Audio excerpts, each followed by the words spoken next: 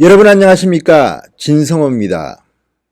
청와대가 또 장난을 쳤습니다. 노영민 비서실장이 문재인 정권의 성장, 이것을 이야기하면서 이명박 정부와 비교를 했습니다.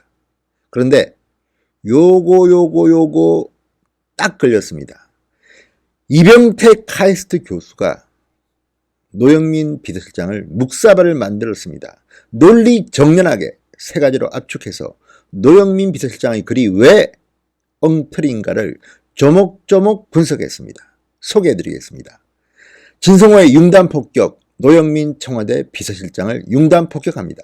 방송에 앞서 아직 진성호 방송 구독자가 아니신 분들은 붉은색 구독 버튼을 꼭 눌러주십시오.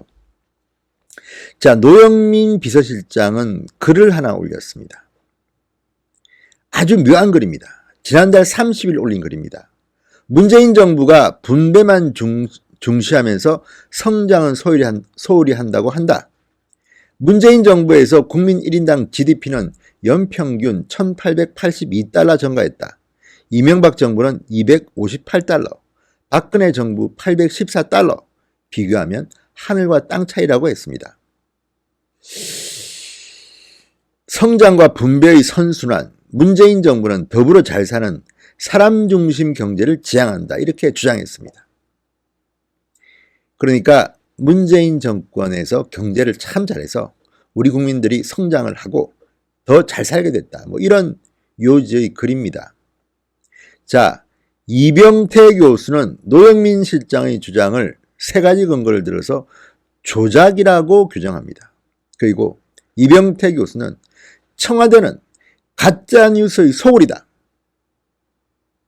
자, 그리고 1인당 국민총생산 진보정부에서 더 증가라는 제목의 이 페이스북 글을 정면으로 조목조목 알기 쉽게 분석했습니다. 소개해 드리겠습니다.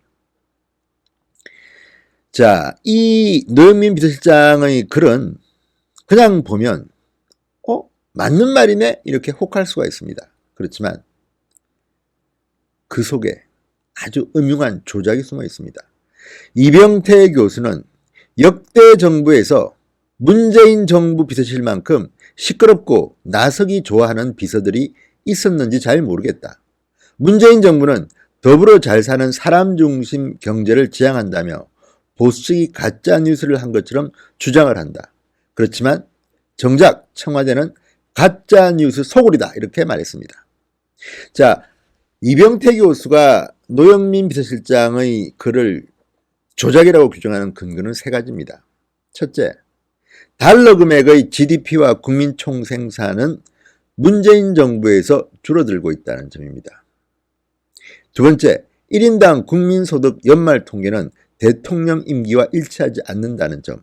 그리고 외환위기 IMF를 겪은 김대중 정부 시기 데이터는 노 실장이 거론한 그래프에서 언급되지 않았다는 점 등입니다. 자, 첫 번째 근거, 조선일보가 한번 거론한 바 있습니다. 역대 정부 경제 성적표를 비교하면서 연평균 성장률 대신 1인당 GDP 증가액을 거론한 것은 적절치 않다. 왜? 국가 간 소득이나 경제 규모를 비교할 때는 기축 통화인 달러로 환산하는 것이 맞지만 한 나라의 성장률을 계산할 때는 그 나라 국민이 실제로 경제활동을 하는 자국 통화로 계산하는 것이 보통이다. 노 실장이 굳이 달러화로 환산한 1인당 GDP를 들고 나온 것은 노무현 문재인 정부 시절에 마치 소득이 크게 늘어난 것처럼 보이는 착시 효과를 노린 꼼수다.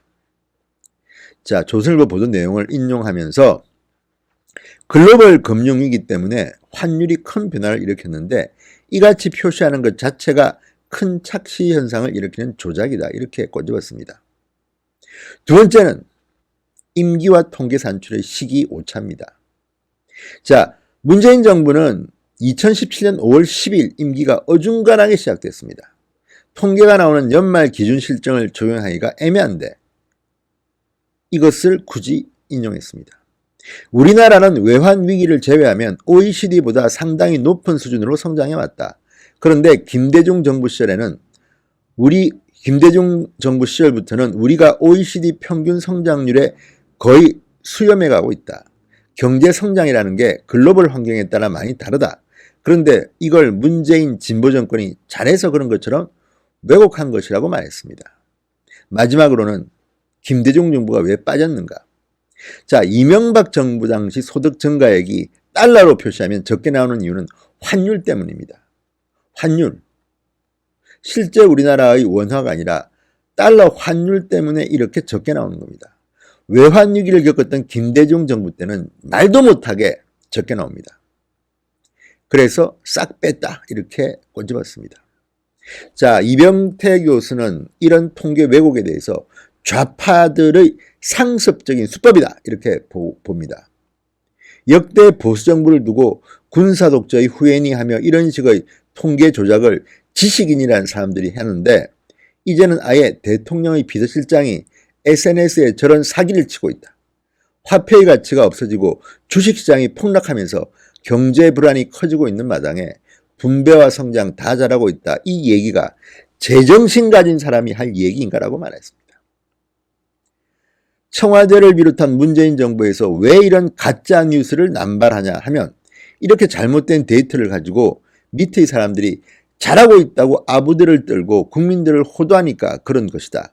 입만 벌리면 무지와 거짓을 반복하도록 대통령을 바보로 만드는 것은 노 실장 같은 사람들이 무식해서 그런 건지 거짓이 몸에 밴 건지 간에 통계를 조작하기 때문이다. 거짓 뉴스로 국민을 호도할 때 거기에 또 잘하고 있다고 환호하는 정말 바보 같은 우주인들이 SNS에 버글버글대고 있다. 이렇게 덧붙였습니다. 통쾌합니다. 이병태 교수. 정말 이 달러를 가지고 이렇게 그리고 또 하나 지금 문재인 노무현 정부가 비판받는 것은 세계 경제가 한창 좋아질 때 우리만 유독 버벅거렸다는 겁니다. 반대로 이명박 정부는 세계가 정말 엄청나게 힘들 때 우리는 선방했다는 겁니다. 이걸 갖다가 일률적으로 달러로 환산해서 환율도 고려하지 않고 이런 식으로 문재인 정부는 많이 늘었어. 조작입니다. 왜곡입니다. 통계를 아는 사람이라면 부끄러워할 짓입니다. 지식인이라면 해서는 안 될 짓입니다.